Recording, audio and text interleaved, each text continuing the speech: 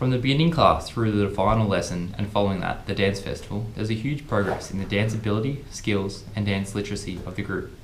We developed a strong sense of group unity facilitated by maintaining the same team throughout the entire unit.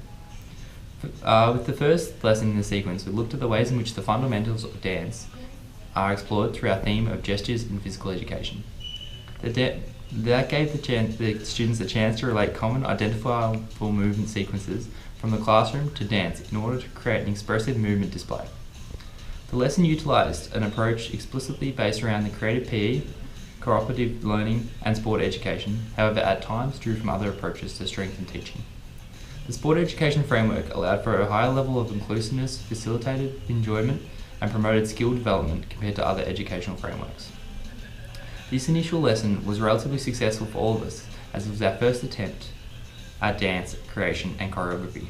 In reflection, our first dance consisted of many actions rather than dance concepts.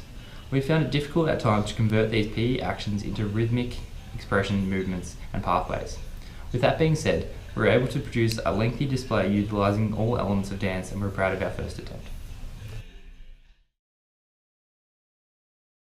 Week 2 of our dance season was an attempt to scaffold from our first lesson. Through the activities, the lesson developed our confidence in dance by extending from beat counting, rhythmic movements and performing these movements in time with the beat. The lesson was generated to create a student-centered pedagogy which forms an integral part of creative PE. The task began with a short message from the student teacher devising outcomes before allowing the group to create and explore the fundamental element of dance, time. Due to the time constraints, the lesson was rushed, and this was evident with the group performing our shortest and least complex dance sequence. Upon reflection, when we have a shortcoming of time, we should not shorten the activities and try to squeeze others in. In terms for future practice, we need to remember that the lesson plan is only a guide and that we don't have to stick with it when challenges are presented. It would have been possible to remove the first activity, having more time on beat counting, giving greater time to explore and create movements to match. While the end performance for the week probably wasn't what we had hoped, our knowledge and timing of beats aided us in moving forward and developing our end of season dance. Week 3 represents the halfway mark of our dance season, and we've begun to see the development and difficulties in movement. We have moved from basic actions to implementing meaningful movement as well as experimenting with lifts and levels. Rank 2014 highlights that dance is an expressive movement with purpose and form, and through this session we've created a dance that represents our high school memories. We have created a story of us. Cooperative learning was a major component in this week as we have learnt all about team unity. As it has been the same dance crew for the past 2 weeks, we have started to develop a team bond, and from this we have further developed our communication skills as well as our value towards every group member. One limitation of this session was one member had an injury inhibiting his full participation. Instead of isolating the one team member, TBC worked together to form a movement sequence and sculptures to promote inclusion within the group, as we cannot achieve success without everyone's involvement. In relation to a school tongue text, this session is fundamental as it teaches students the importance of working individually within a group as well as team unity. Dance is all about connecting one another, and we feel that this session took TBC's connection to the next level. So in week 4 of our dance season, we were getting to the near end of the season. The importance of planning for the final dance was paramount. The main focus of this week's lesson sequence was about structure and form towards choreographing a dance. In this lesson, students were working towards the final dance in the dance performance. Students in this class came up with concept movements that empowered the students to form our dance to meet the story students desired to display to the audience.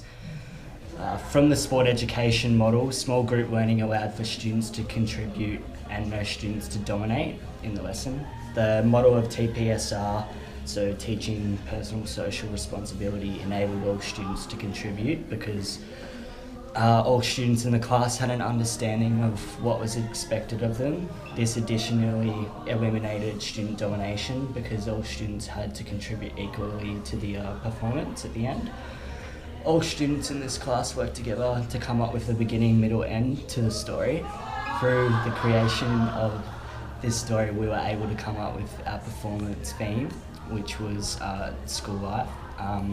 This week's lesson sequence played a vital role in forming our final performance in our dance.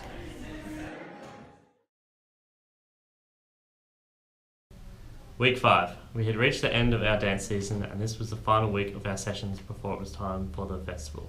Being the last class for the season, it was important for this week's focus to be on the theme which we had decided on in the previous week, which was school life. Another focus for the session was on freeze-frame scenarios as well as amplifying on canon. Being that this was week 5, our team unity was at its peak and our confidence was increasing. We had already created a beginning for our dance and had many different sections for a middle, but we had not come up with an ending thus far. So that was what we as a team had decided was the most important thing to work on. During the start of the session, we struggled to come up with any movement sequences that involved freeze-frame movements. However, when we discussed it as a group more and thought deeply about how we wanted to end the performance, we were able to come up with a movement solution that worked very well. The end dance that we had come up with was short in length, but we had chosen to use different sections of this dance in our final production. At the start of the season, we were a group of individuals who did not feel comfortable in the dance environment. This is compared to the end of the season where we embraced dance as a subject and thoroughly enjoyed creating new movement sequences. Through commitment and dedication, the group found time within our busy schedules to develop and practice our final dance. By creating some new movement sequences while blending in some favourites from throughout the season, we managed to create our most complex and lengthy dance. Once it came time for us to perform our dance, the nerves started to kick in. As we were last, we all started to panic as we thought we would forget some of the dance sequences. Due to our nerves, we rushed one aspect, which led us to losing our synchronisation. However, we were able to regain control to finish off our dance to a high standard. The incorporation of levels, cannons, body percussion, freeze frame, as well as numerous lifts, including our star lift, the Fountain of Mitch. Visual feedback from footage, or the GoPro, enabled our team to improve and make changes to our final assessment piece. This form of feedback forced us as students to take control of our learning process. From this feedback, we were able to improve our final assessment. TBC.